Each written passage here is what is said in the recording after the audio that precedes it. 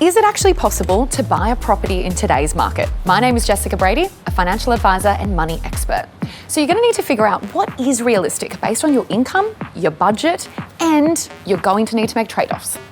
If this is a property for you to live in, I think it can be really helpful to sit down and figure out what are the must-haves and what are the nice-to-haves. Then you should hop on Domain and look at the property type or the ideal location that you're looking at and see what has sold within the last 3 months within your budget. So based on comparable sales, you might need to compromise. Thinking through what's important to you is extremely vital here. If location's most important to you, then you might need to buy something that's slightly smaller, or perhaps it needs renovations or repairs. If it's features in a property that's most important, then you might need to go a few suburbs out to your ideal location to get everything that you're after.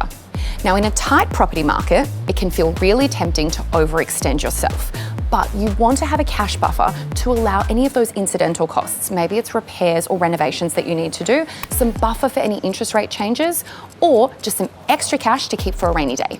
So it may be achievable for you to get into the property market. Think about what is realistic, what compromises and trade-offs you're prepared to make, and what is going on more broadly within the property market so that you can get your foot in the door.